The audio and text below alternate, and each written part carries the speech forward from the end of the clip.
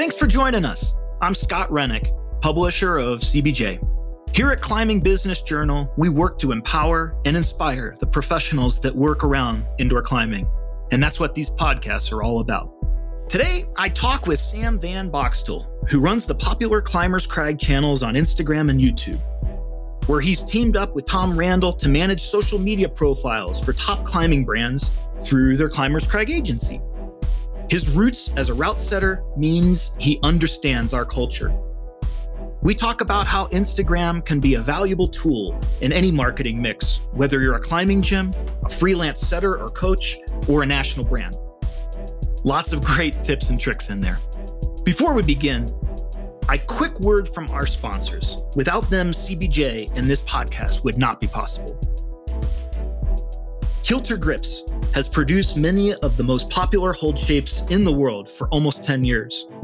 They also invented the Kilter board, an innovative, standardized training board with intuitive LEDs that lights up the whole perimeter of the hold. Kilter has won more CBJ Grip List awards than any other company. Learn more at settercloset.com.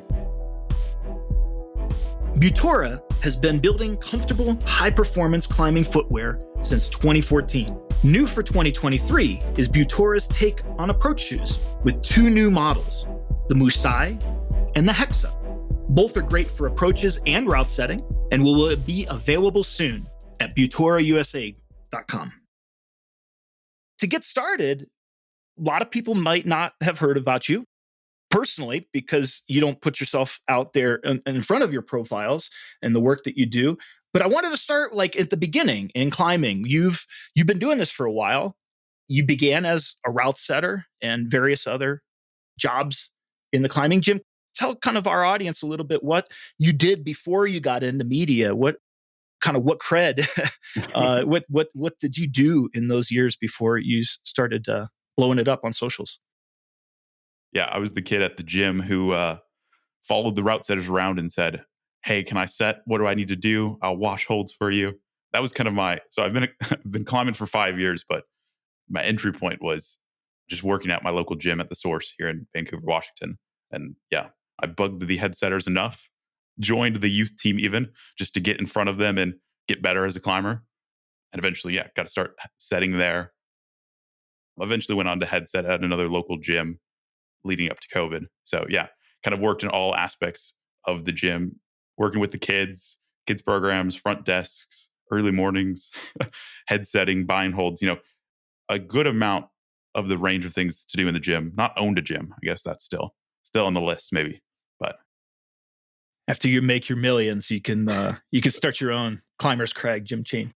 During those years before you got into media, you had some formative lessons, some things that you still refer back to during that time, and maybe just a little bit how that colored experience getting into running social medias and marketing for other brands. Two things. First thing that I didn't realize for a lot of time but I'm very deliverables driven, which is I didn't realize is not super normal. But that's probably goes back to, I realized later that it was it was homeschooled all through school. So everything was, we can go on this cool trip, but you got to get your extra work done. You got to get your grammar done, your pages that we agreed on. That was always my focus when it came into work setting or anything. It was things are done almost on a weekly basis. What are the things we need to get done? And it's not hours that it takes, or I don't know. It's almost anything. If you talk to any of our team members in the company, and we have like 8 or 9 of us that work with us, and everyone will tell you that it's all like, here's the tasks. It's tasks to be done. It's like, are people happy? Are the things that need to be done getting done? So that's kind of, I guess it's maybe not a lesson too much, but that's kind of definitely carried with me in everything I do is all, here's what we're going to do. If we do a service with you, it's like, here's what you're getting. I'm not going to say you're not getting 10 hours of us. You're getting X, Y, and Z, because that's what actually really matters. And the second thing, it was the following up. It was just showing the interest, but then it was texting. Once you got the head setter's number, it was following up every couple weeks and just being top of mind And there's a line to be crossed and not be over the cross that line and be annoying and interfere with what they're doing. But if I would have only asked once or twice, I would not have been down the road to becoming setting and doing more in the gyms. So that also I feel like is definitely something that's carried with me. Persistence. You wanted it and you tried hard for it. Glad to hear that from you. To jump into, why we're talking is you're like this internet sensation, right? We're sitting here today and you've built some of the more successful digital media profiles in the climbing. I understand you built your Climbers Crag Instagram to 300,000 followers in like a year. I believe you started this was like a school project and you did 1,000 followers from scratch in like 1 month or something. Would you get just a little bit into where you started on the media trajectory? You were working at a gym, you're a route setter, you were a student, and then Yeah. this thing popped. If only it was that simple. Somewhere in the middle of that gym journey that I was talking about earlier, from joining the youth team to end up headsetting at gyms. And somewhere in the middle is when it was my last year of school and I had a school project that was to try to get 1,000 followers on Instagram in 30 days with what was on your phone. The point of it, I think, was to show how hard it is to grow, especially from, yeah, just to show you more of the in depth, just the nuance to social media. And I ended up getting not quite there. I think I ended up doing it in like 32 days. Still a little upset about it, but but it was good enough where I ended that 30 days and I had 1,000 people that were waiting for another post the next day. So I just kind of kept it going. Originally, this was 2018, I think. So this was just classic water bottle footage, I would call it now, in a gym, me sending V5, V6, not that impressive, especially by today's standards of what Instagram content is. But back in 2018, that was kind of a newish or weird thing and it stood out. So that's what got me to 1,000. Ended up doing that for several more months and got it up to around 10 to 15K. Had my kind of first existential crisis, so to speak, of like, oh my goodness, this is bringing in no money. I feel like this is a big number. Why am I not making like everyone said just get the number bigger and you'll bring in money and you and that's not at all how it works.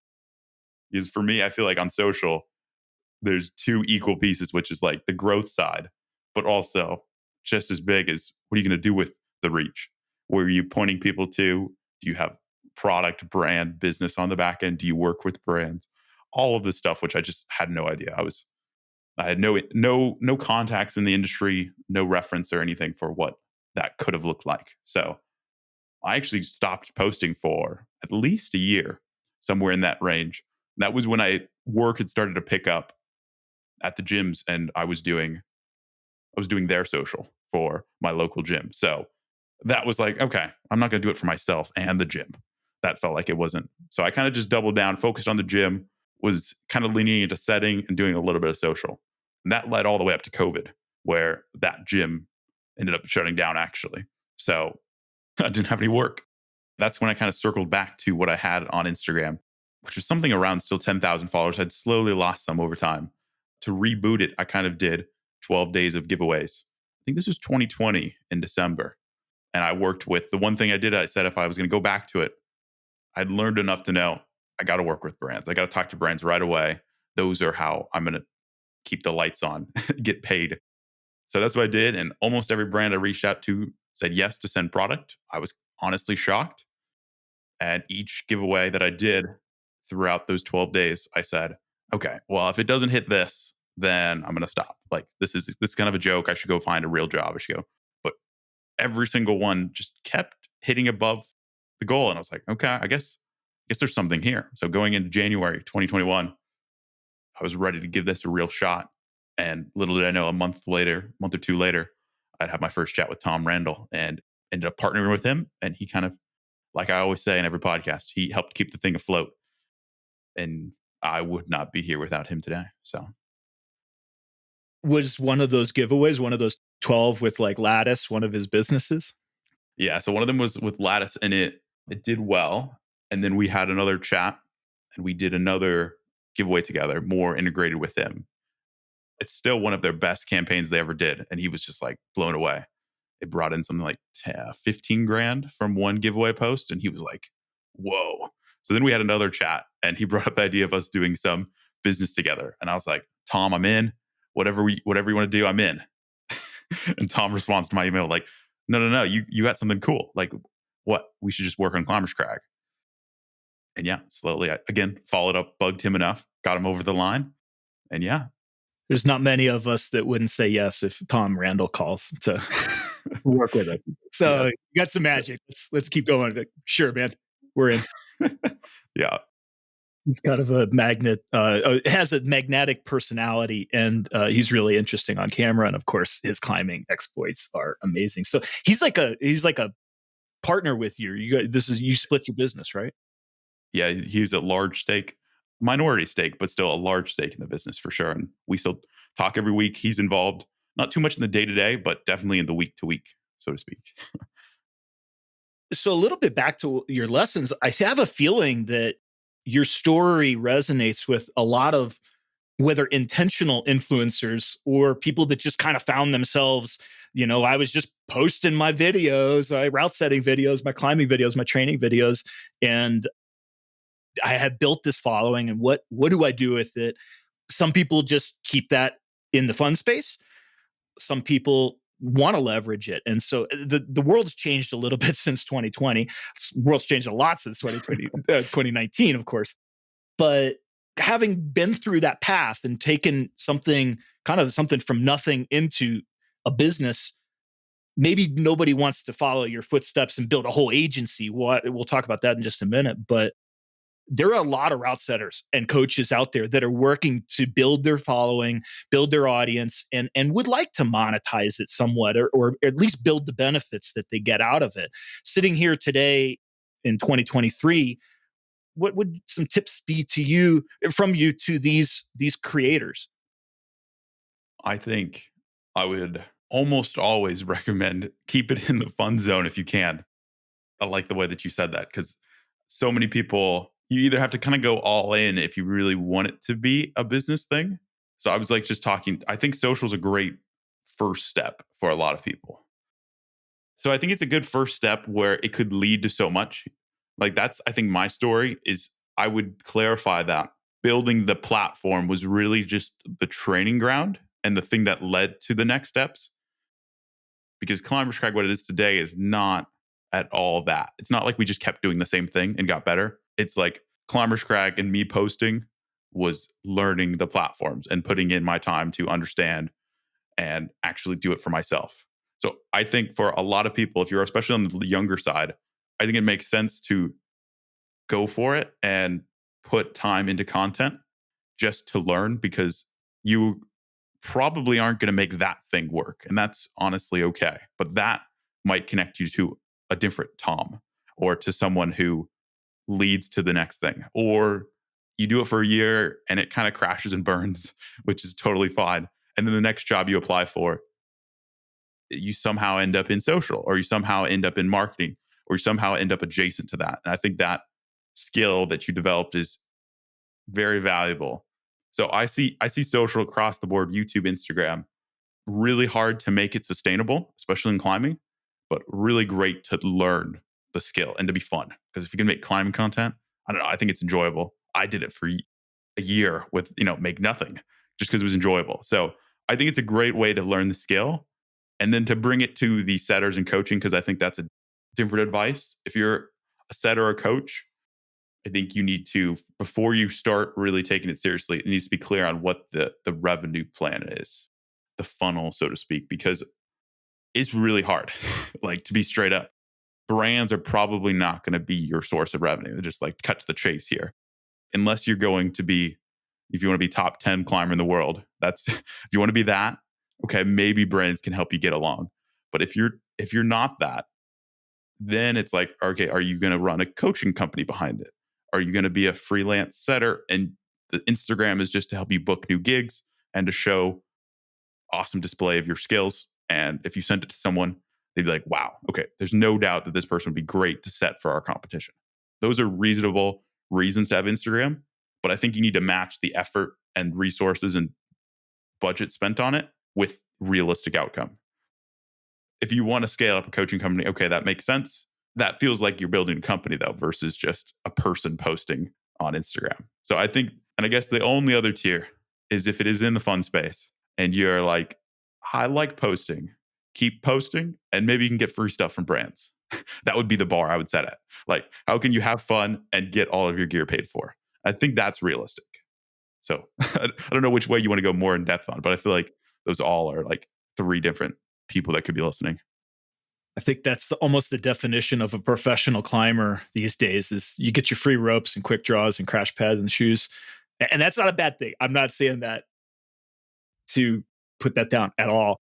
That's helpful. We all want to climb more and every dollar helps. And what I'm hearing is for these kind of individuals, aspiring influencers, it's kind of almost your digital resume. And I know resume is already a dated thing. I don't know how many people make resumes anymore. They make Instagram profiles and they build portfolios.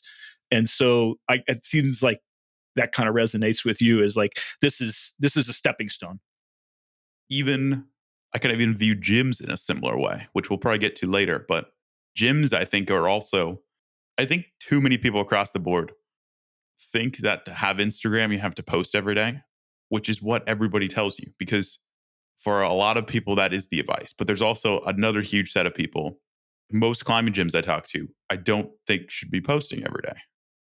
Unless you're like this massive national gym chain that you want to be top of mind for people when they're traveling and all this stuff. But most local gyms should just have the best Instagram profile that matches their website in terms of answering all the questions, is very simple, leads people to your intro offer, your location. There's basic questions that people need answered, and that should be the priority. Like it doesn't really matter. Like once a week is not a bad thing. People need to like calm down a little bit on the post frequency. If you're trying to sell chalk or t-shirts, you should be posting every day. But if you're a gym and your main source, the main purpose of it is in with when one member shares it to another member and says, "Hey, we should go check out the spot.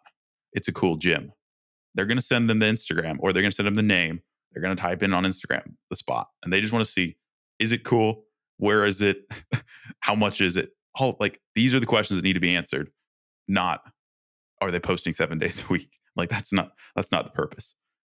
I think that fits for setters as well. I'm just thinking about the freelance setters. I haven't done much thinking in this space, but my recommendation would be build an amazing looking profile and don't worry about posting all the time. Just have it amazing so that you can send it to someone and everything on there is top tier. It shows the comps you've been at, the gyms you've set for. I don't think you need to post to get rid of the stress of like, what's my post, even of the week for people like that. I think quality is just, yeah, more people need to just build a cool profile and do other stuff, other marketing. Instagram's not the only marketing and networking, and let the Instagram look good and be the hub for when people stop there, when people tag you. I'd say it's funny because I've heard you speak on this topic a little bit, and it kind of speaks to the fact that, handling these profiles for a brand, handling these profiles for a gym, handling these profiles for an individual really comes down to your goals and what you're trying to get out of it and how not only what you want to get out of it, what realistically will happen with this work. And I love that you said, calm down with the post frequency, because I feel like it's kind of the opposite of what a lot of the advice comes out, because it's all about engagement now, right? And you're saying that depending on your goals, maybe it's not about engagement. And from some of these businesses or individuals, it's really about how you look. And it comes down to like someone's going to look up your profile and how does that feed look? It doesn't matter whether you're posting stories all day long, every day.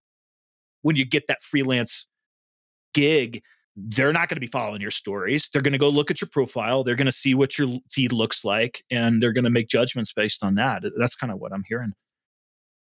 And I want to be clear on the post frequency thing here. If we ended and moved to a different topic, you could take this as I'm saying, don't worry about posting more. I wish we could have a graph that you could see right now. There's a direct up to the right line. The more you post per week, the more you grow. That is a fact. But you got to think about, is that the goal? Going back to the gym example, if you posted more and reached more people and did more quote unquote viral content, you'd end up reaching more people and your account would grow. But it would grow with people that are not your target audience, which then goes back to, so like every strategy we make, we start with what's the audience, what's the goals, and those have to be the blinders and filter you look at everything, because a gym with 1 million followers is pretty worthless. Or I guess it's worth something, but it's worth a lot less than it took you an investment to get there, which is just a bad use of money. So just want to clarify that, like, posting more does grow accounts, and there's a majority of our accounts that we work with need to post more. Like, that's their problem. That is they come to us posting once a month, and I'm going to say, okay, we got to get this up to maybe 5 or 7 times a week, because you guys are trying to be global and no one's hearing from you. So I think it's just being honest with what the upside is and what the investment is. I guess going back to, I think that's what you said. Yeah. And to be clear, again, I think it seems like, and maybe the gyms kind of in this freelance space, you would have similar advice for some of those people. And I know most of your work is with brands. So I don't think we've mentioned so far, but of course, your Climbers Crag not only blew up in size, you got, I think, 343,000 followers or something like that That at this sounds pretty point. good. Sounds pretty Um, right. I keep my eye on you.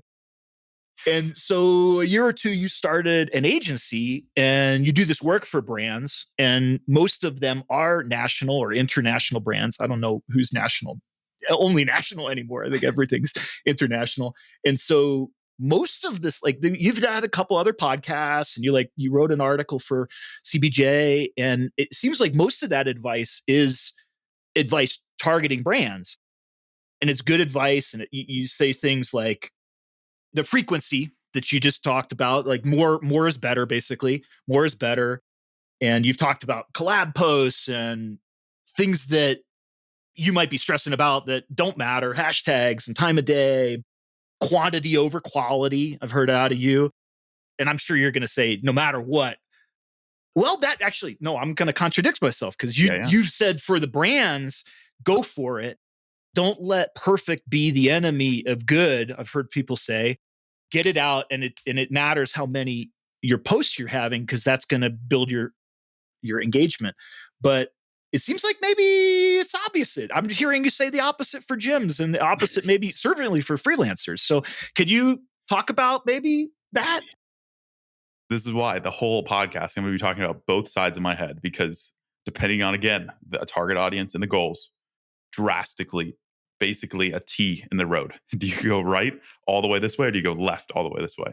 So on the quantity versus quality, if you're posting, going back to the graph, I wish I could show it, but very clear studies show the more you post, the more you grow. So for a lot of global, international, and most times national brands as well, when they grow, there's such a big target audience that they can reach everybody. So when that video does go viral, that climbers will like, there's a good chance that those people that watch could also buy your chalk. It makes more sense to post more, grow more, reach more. If you're a local freelance setter that's trying to get gigs in the UK as a setter, or if you're a gym that wants to reach people in your 10-mile, 50-mile radius, you do not want to reach more, grow more. I mean, you do, it sounds nice, but you don't want to end up with followers from India and Asia and Europe if you're not near that. So that's why I'd honestly rather prefer and spend budget on different things than posting every day on Instagram. I'd rather spend that budget and time that you're going to do, that you're going to pay someone to post 7 times a week with kind of subpar content from your gym. I'd rather pay that person to do something, some promo that gets members to bring in more members, and having a person in the gym that helps film the members. What if you had a staff member that would float around and film members, just to make it so easy for them to have content? And again, they might not share it, but they might. And overall, if you did things like that, I'd way rather have that, because you're reaching 50 of the right people versus 1 million of the wrong people. So it's more just like a budget thing. If you had the budget to do everything, do it all. Have a big number on Instagram, get a bunch of people in the door. But I've talked to the gyms, they don't have a big budget. So I'd rather have them set up their profile once, make it look great, answer all the questions, keep it simple, location, hours, intro offer, website, waiver, all the things that people need to find when one member shares it to another. Have all that good. And then throw up one post a week. What's the new event coming? What's the offer? Sometimes there's things that happen you want to post about. I'm hearing maybe for a gym, your best influencer is that person down the street that lives nearby and has 150 followers and loves your gym and is open to reposting because that's actually a source of leads, so to speak. For sure. Yeah. I was also talking to a gym not too long ago. And I told them you need to think about Instagram. I've actually had the same conversation with two people recently. Is you need to move again, going back to goals. If your goal is we want to keep the members we have, the 200, 500 members, whatever it is, we want to keep them happy and keep them retained. And our goal is to bring in a couple new each month or 5 or 10. It's not a big number. That's the goal. So then my whole approach to Instagram is how do we comment on every time a member tags us in a post? If they tag us in a story, do we start a conversation with them just to make them feel super psyched? Anytime someone posts a tag post, do we, even if it's crappy and looks bad, do we post it onto our feed to make them feel like, wow, my climbing gym just shared that post? They're going to be a member for life, at least more likely. So change everything from a one-to-many to a one-to-one. How do I have a DM conversation with someone? How do I have a comment conversation? Which again is the exact opposite to brands where I'm going to say, no, it's one-to-many. Like you want to get in front of people. Next time they need chalk, you need to be the chalk that they think of. But again, gyms are very different. One-to-one. This was also talking to a coach. It was the same thing. She wanted to sign up a small amount of people in the tens. And I said, you're posting every day and getting hundreds of thousands of reach. And people aren't converting because you're just posting one-to-many. You're not doing anything you could easily get 20 people to sign up for something, but you're just doing posts. You're not you're not having conversations. You're not doing the one-on-one stuff. You're not doing any of the sales. You're just doing marketing and you're expecting sales to come. And maybe I've never communicated that like that before, but I think that's the difference. Instagram, maybe it's more like sales and member retention on Instagram for gyms versus marketing where you're just trying to let everyone know about your thing because you struggle to control who it shows up to. I love it. It sounds to me like you're advocating social media is like almost an extension to your customer service. Maybe it overtakes your customer. Maybe it is your customer service. I've heard of many folks that rely entirely on DMs and Instagram profile for their freelancing career. And you say kind of lean into it. I'd be curious if you had some. I'm like this old school marketer. I started when there was no social media, there was barely email. In the 90s, you would just broadcast. That was the thing you had available unless you wanted to pick up the phone. Fast forward, of course, the whole world's upside down. And compared to those days, it's all flipped on its side. But there's a lot of people that still have this one-to-many thought about marketing. Let's broadcast, let's polish the message, create a CTA, call to action, launch the campaign, and reap the great benefits of that. And I think that mindset is falling short these days. And it doesn't convert. And you broadcast it out to thousands of people and it's crickets. One person fills out the form. Do you have some advice on the people that are still going to do that? But are there any little tricks to getting that to the convert? How to turn it from the one-to-many to the one-to-one? And again, as an old school marketer, some of the kind of tactics that I turn to and I talk to people about turning to is just like pose questions. End your post with a question. Try to put something that's either maybe even controversial, but try to get people to talk in the captions. And then that gives you the opportunity to jump in for the one-to-ones. That's kind of my answer is like pepper the one-to-many with some kind of means to engage them and try to get them to respond. Like giveaways these days are rife with that. We do a giveaway at CBJ frequently, and it's always answer this question, comment about this thing that's related to the product we're giving away. And of course, those blow up, and we see those be very effective. But do you have any tips? How do we get one to many to one? I love that I have these random consulting calls because I worked through this on Monday, and I literally just pulled up the notes. I'm gonna walk you through this funnel. So this was the problem with the coach. I'll leave the coach's name out, but they had this gap between Instagram and email awareness of, again, the broadcasting. They were broadcasting, and then they had this offer. And in my opinion, there was this huge gap of like, you're wanting people to watch the post, okay, and they're gonna click the link in the bio, okay, and they're gonna click the sales page, okay, and they're gonna read the info and buy the thing. I was like, it feels like a pretty long leap. I can see why people haven't made that journey. So I was working with them on like, what is the gap? How do we fill in the gap on some ways that's one to one? Because again, we're trying to convert 20 people. It was something in that range. It was not that many. My thing I came up with them is the main homework assignment for you guys listening. I'll try to give some of the context, but it's I don't want to go too deep. It's mini chat. It's DM automation. And this is basically the next level of what you're talking about, Scott, of trying to get the conversations.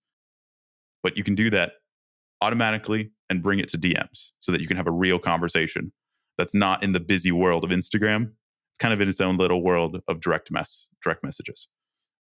Minichat.com. I'll walk you through what this funnel looks like. So the first thing is on their reels. They have lots of reels that are reaching a lot of people, hundreds of thousands of people, because they're great, simple value reels, technique, coaching reels that people watch and get value from. They share with people, they save for later. Great content. We share it on Climbers Crag because it's that good. So you can probably narrow down who this person is, but don't worry about it. The first thing is at the end of those reels, we're going to add text on screen that says comment keyword or an emoji for a freebie for a masterclass. So if it's a technique video, it's how to actually do a foot switch. Maybe might be the title of the video. At the end of the video, it's comment foot switch, let's say, comment foot switch for a 60-minute masterclass on footwork, climbing footwork. So if you commented that, or a specific emoji is kind of the next level because it's just so simple. You comment that. And again, if you have mini chat running on the background, very cheap, very easy to set up, they can get a DM that automatically says, here's the masterclass video you asked for. And that sends them a link immediately in their DMs. And then what I told this person to do was to follow up a few days, I think it was like a day later. So they follow up manually and they go, what did you think of the video? Do you have any questions? Anything that I can answer off after watching that? Again, they might not have watched it. They might have watched 5 minutes, but now you've got the conversation started. And at the end of that message, you could say, hey, do you have any questions? Or I can also give you a free video analysis if you want, since you took the time to watch the video. Now that person's having a full dialogue. That person's like, oh, yeah, I've got this V6 I'm working on. And they just send it on their phone. Super easy. And now coach goes back with a voice message of all their feedback and notes. And this person goes, wow, I've done nothing. I commented one thing and I got a 60-minute video that's very in-depth and valuable. I got this video analysis. You want to do something for this coach now. You're like, what can I do? And then the coach can follow up after the free analysis, and that conversation is like, hey, this week I'm actually launching. I only have 3 spots left for my coaching thing.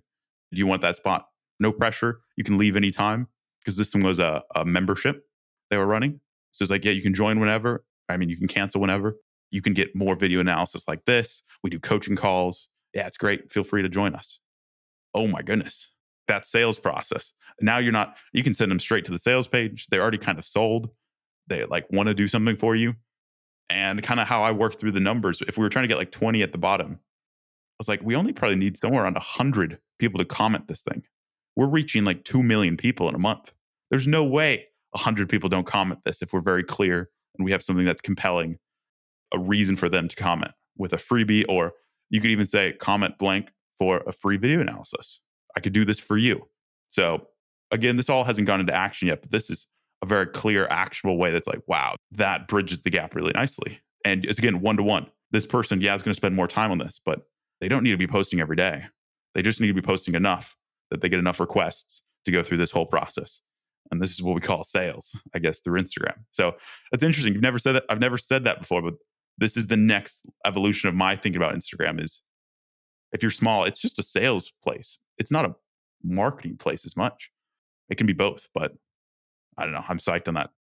I got a number of thoughts about that I want to ask you, but the first thing is maybe just like, because you're pretty good on your feet, could you spitball a funnel like that for a gym? Comment foot switch. Maybe instead of that, you comment new climber, and that triggers something that offers you a free day or a week pass. And how could you convert that? Because we might not have a million reach. Yeah. They might have a much smaller audience, and so the call to action needs to be valuable and it needs to be relevant. Most gyms are trying to get either new climbers in the door or current climbers to climb more, aka get a membership. Those are the kind of the primary marketing challenges for the climbing gym. How would you build a little Instagram funnel that way you just Yeah. describe for that use case? I got two different ones, actually. Very similar. I think it's what you talked about earlier. I think I would lean into giveaways. And I start with everything with a gym. I think about your members. Members are your arm to the community, so to speak, because they all know several people that are in the area that they probably know at least one person who's, down enough to try climbing, so to speak. So that's my window. I'm trying to activate those people. It's kind of my core premise here. And I would be doing either a guest pass giveaway or it could be a guest, or it could be a membership for a month, for a year. Again, anything that's appealing to your current members. And the ask is for them to tag or comment to invite someone else to join them. So basically, they're raising their hand for someone else. They're raising someone else's hand.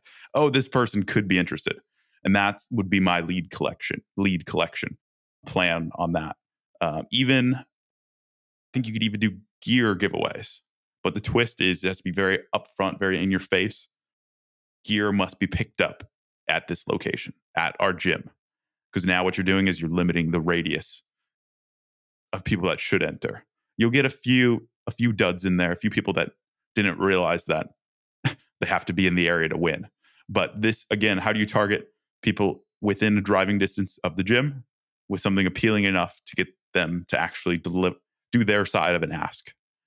And my ask would be, hey, do you know someone who would be a good fit for who you want to come climb with, who you've been trying to convince, and now is a chance for them to say, oh, look, I could get you a free month. Come on, man, come join me. Or I could get you, or if you do this, I could get a free year. And now they're maybe going to do it for you. I mean, you can go granular and lots of variations in there, but hopefully that gives you some context of like, that's how I'd get people to raise their hand. Because it's not the same as the coach example I gave. Because the coach example is the content still reaches one to many. Because their target audience is still global because it's an online thing. So that gyms are distinctly different where you have more constraints. You can't just you couldn't post the same value clip and do the same call to action because 0.0001% of the people that respond to that call to action would be the right people. It'd just be a waste of time. So I would be more focused on, you could also do a thing like a paid boost, a targeted paid boost. I'm coming around to the idea more that paid needs to be included in the organic strategy because I always thought paid was a thousands of dollars commitment. And I'm realizing, and again, we're good at what we're good at. Paid is not one of those things, but I'm realizing we're running a big research project right now across 6 or so of our accounts. And we're testing, is paid boost worth it? Because one, the great thing is if you could do a giveaway and target and guarantee everyone's within a 10-mile radius, ooh, that now becomes interesting. Or you could push out this valuable post to people within a 10-mile radius. Wow, maybe you don't need to post every day. You just need to post once a week and make it really good and target the people and put the money that you would have spent on creating more content into getting the right distribution. Anyways, it's a whole different world that's kind of like opening up in my head. I don't really have a ton of advice or anything on it because I'm learning it at 6x speed because we have so many accounts we get to do this with. But my eyes are being opened a little bit to that also kind of goes back to the point of you don't need to post every day. There's something better you can do with that money. Fair enough. To that point, not to circle all the way back, but I had this note about this content, this quality versus quantity, and that maybe an established gym can have a modest pace. But to your point, that the more you post, the post frequency directly relates to your increase in followers and your engagement.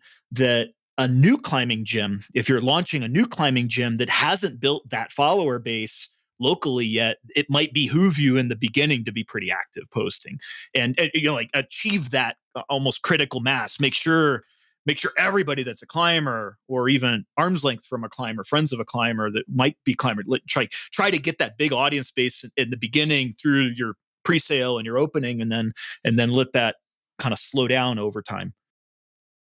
I mean, I went pretty in depth. I've spent some time with a few gym owners, and I kind of have a decent game plan. Again, I'm still trying to find the perfect gym or two to test with, because we don't do almost anything with gyms. We've had conversations and consulting calls and stuff, but we've not like had a long-term partnership with a gym yet. And if you're listening, I'm still looking for someone. So hit me up, sam@climberscrag.com.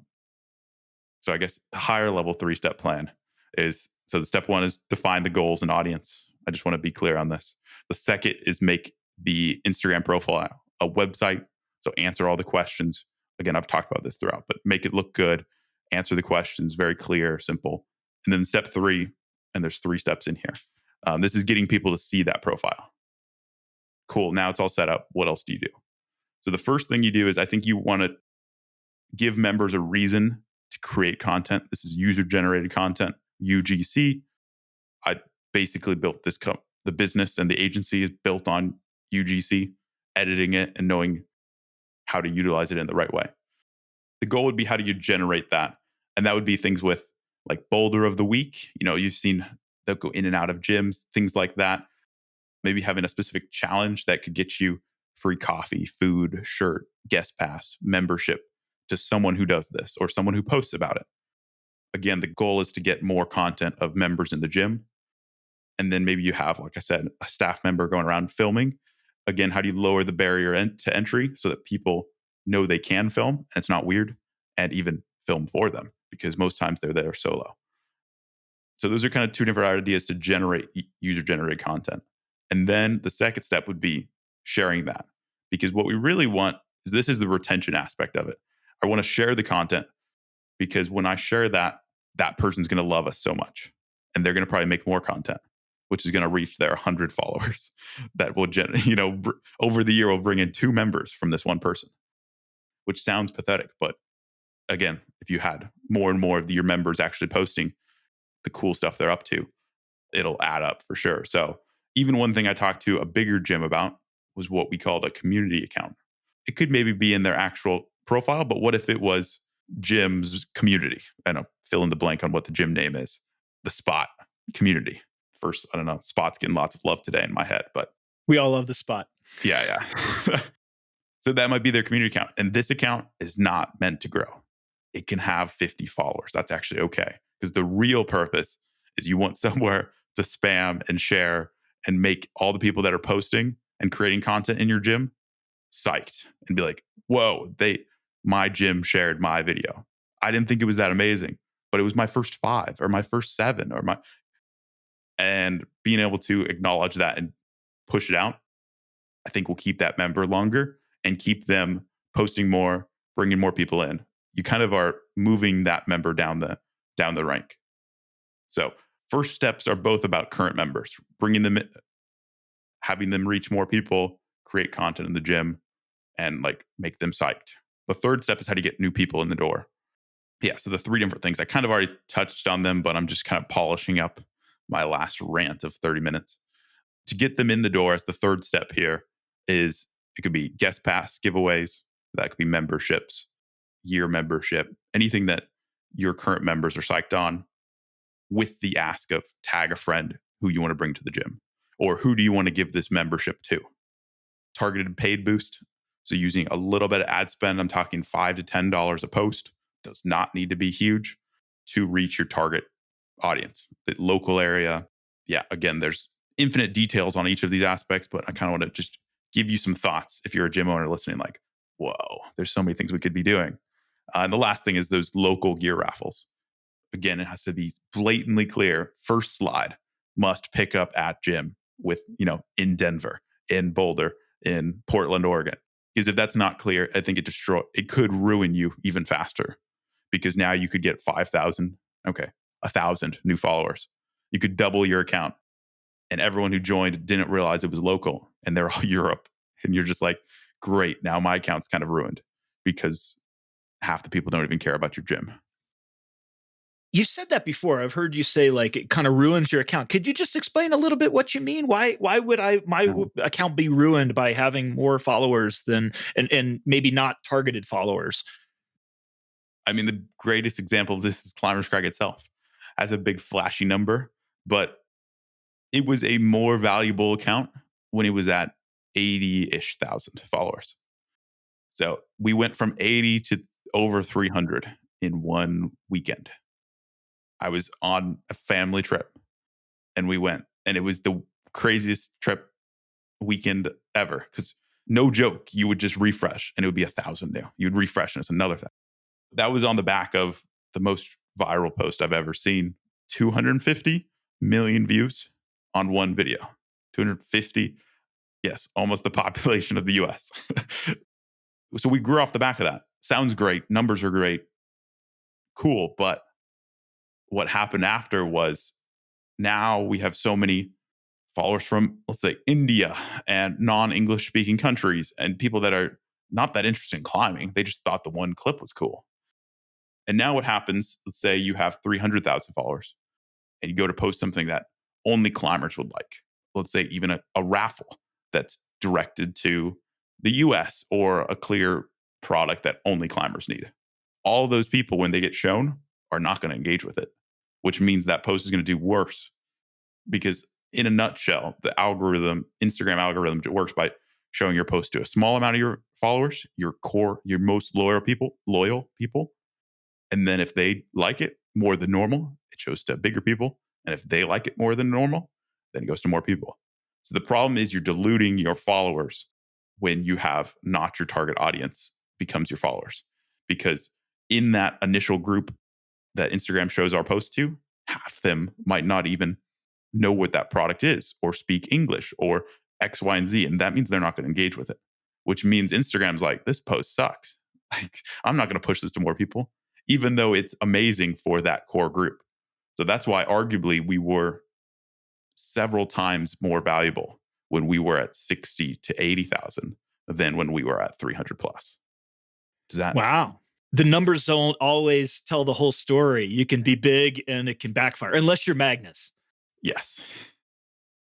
So another kind of quick rewind. I just want to speak to the listeners who were inspired by your words about user generated content, that when you go capture user generated content in the climbing gym, there's at least two things you need to think of, kind of the legal side and the etiquette side. If you're a gym or a brand that is going to collect footage in the climbing gym, make sure that it's covered in the waiver. Make sure that the gym has permission from the people in the room. And that's kind of the legal side. Even if they've signed that waiver, they probably didn't read it. They might be a little offended if you're swinging a camera the direction. So do make sure you ask folks before you start recording people. Make sure that they're down with it. Most people probably these days will be. Some people won't. And please respect that. So a little public service announcement on user generated content in a commercial setting. Yeah, that's really great because I actually want to clarify. I think we have a different. I was not clear with what I mean by that. I mean, I'd love if the staff member picked up their phone and filmed them. I want them to have the content. I want them to be in the whole process because I want them to realize, oh, the gym will actually share it. Oh, they'll help me make content. I don't want you with a gimbal with your red camera or whatever going through like shooting. I think that makes your gym environment worse. And then they never have the content, which is kind of pointless. So, no, I want them to have the content. I want to either be shooting on a phone and send it to them. I want to use their phone. Again, user generated, which means they make it, not you. You making it that's commercial content. No one likes that. I've heard you say there's a point that you brought up. Instagram isn't dead. So we've been really just talking about Instagram, and we got a little bit more time here, but we're probably getting towards the end of the interview. So could you speak to like what's Instagram isn't dead, but also there's these other spaces. I know you're really an advocate of YouTube. I've never asked you about TikTok, although it's about to get banned in the United States. So would you talk about like why Instagram isn't dead? And if it is dead, where else do you want to look? Like what's the ecosystem look like right I really, really, really, really, really don't think it's TikTok. At least not yet. We're several tests deep, several accounts. I just, every few months, I'm like, we just haven't given it the right time. We haven't done it right. I don't see anything coming out of that. The only thing from TikTok, and we can move on from that, is just, I just want to address it, is the potential widespread brand awareness you'll get of, oh, I've seen that thing before. Like Kilterboard is a decent example. We started an account with them, and that I can see that makes sense in my head. You want the younger climbers and newer climbers to be like, oh, I've seen that board. I'll try that. Oh, I've seen lots of people try that. That, okay, arguably makes sense. You're not going to track link clicks. You're not tracking even views or anything. You just want your board there, and you want everyone to have seen people climb it, and you want to be active there. Okay, there's some value there. I wouldn't spend a huge budget on it, but there's some value. Basically, everyone else, don't worry about it. So, YouTube. I think YouTube, I'm more convinced of it. I did a whole podcast on the Nugget with Tom Randall, my co-owner and business partner, literally with Steven, about this exact topic. We just talked about YouTube and why we really do think it's the future of a lot of climbing media. It's hard to synthesize an hour chat into a few points, but the main thing is watch time, I think. I think brands will catch up with this, and mostly brands will realize they're paying a lot of money for 5 seconds on Instagram or 2 seconds of someone watching an athlete do something while wearing a shoe or with a tag at the bottom of the post. So they're paying for that when they could be paying for 5 minutes watch time on YouTube, where one of the top creators talks about your hangboard, your shoe, and they use it in a context that's interesting. Just for example, we partnered with Emil Abrahamson with Crimped. We do all the marketing behind the Crimped app, the training app, free app. Check it out. We do all the marketing there, and we partnered with Emil and on his, not his latest video, but about a couple weeks ago. And following that video, he put a workout into the app, free to use, so that people could learn about the workout in the video and then try it for themselves in the app. We added value in the partnerships. It wasn't a negative transaction. It was a win for him so that more people could try the thing and see if they liked it, or it just had a really nice way to guide them through it. Following that video, that was the biggest, most downloaded day, most signups of the premium, most workout logged in the history of the app in the 5 years the app's been running after just doing one integration. And to be honest, it did not break the budget in terms of most brands could have afforded that if they just played the move right. And instead, they're spending that money on 10 different Instagram people who are tagging them once a month in something. And it's not going anywhere. So that was one of the points on YouTube. I really think watch time, it's 5 seconds or 5 minutes. It's crazy, the difference. And one converts. There's a link people expect from YouTube to check the description, especially the top one that's pinned. People care what these YouTubers, content creators have to say because they spend hours with them over a year. Instagram people, they spend minutes, maybe over a year, to be honest, looking at a post from a top athlete. So that's just one of the reasons I think YouTube has so much legs and should be paid a lot more attention to by brands. It seems it's more in that quantity versus quality discussion again, where YouTube, I mean, inevitably as a single gym, I look at YouTube and I was like, how do I, the production cost, the time invested to create a decent piece might seem like it's not worth it. What would you say? And maybe you need to take a minute. and think about it. But how would you recommend a local climbing gym could leverage a YouTube environment, the YouTube environment? The YouTube. Yeah, I would think immediate comes to mind. You have an event and you invite out the top YouTubers from the area and you make your gym cool. So the goal is just so when people are in the area, they come visit your gym. The only reason I would spend marketing budget on that is if I was a chain of gyms and I wanted people to know about my chain and that I was cool and I was the one to visit no matter where you are in the US or in Europe or wherever the thing is. So I would just try to be friendly and nice and work with YouTubers. We produce and work with a lot of YouTube content. And when gyms are really great to work with, and we say, can we set here? Can we have this? And they say yes, happily. And we have a setter that they give us for the day while we shoot. We love those gyms and we talk about those gyms and we give them a shout out in the video. And I don't know, I'd be accommodating is really the most simple advice for gyms. Most times it's not really what they should be spending time on. Again, going back to budget, it's a huge budget ask to make good content. And again, going back to my point of target audience, YouTube's going to go broad. That's broadcasting. You guys need to be working more on sales and customer service. I think that's all of social media. That should be your approach because hundreds is the goal. Tens of people is the goal, not thousands.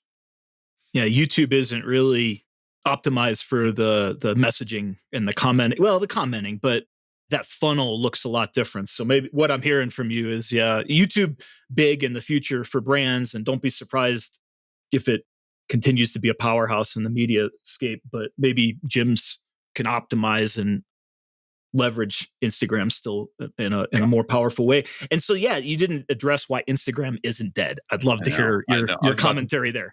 I was about to say, and with that said, it's not YouTube, it's not TikTok, and you're like, where else is it? It's like, no, I think it's still Instagram. I think we got a couple of years. I'm not too worried for at least 18 months.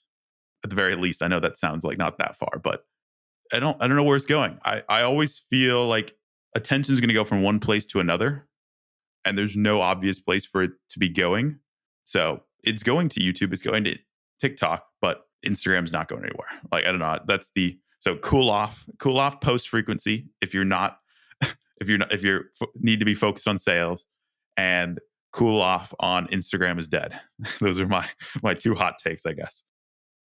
Excellent. Still worth it. And then just on the broadest level, and we've covered a lot of this, maybe it's just a recap moment, but what do you think in the framework of climbing gyms? What's the big opportunity if you find a climbing gym that's really not, got a little profile, they got some followers, and they're not really doing a lot of active high value work yet? If what's the low hanging fruit? What's the big opportunity for them to move in? What should a climbing gym do in Instagram to make it worth whatever investment they throw at it? What's the magic pill? You got one? Yeah, I think I'll just go back to the recap I gave. I think it's step 1 and 2 of my little mini 3-step thing here. Define an audience, target audience, and goals. That should be pretty simple. But again, it'll be good for you to write on paper, get 10 new members a month, 2 new members a month, not whatever that is. Like, be clear on that. And then step 2 is just set up the profile. Make it clear on the location, why they should visit you. What's the first step? I talked to a gym recently and I said, do you guys have like an intro special? What's the first thing you want a person to do? And they're like, stared at me blank. And they had no idea what the first thing.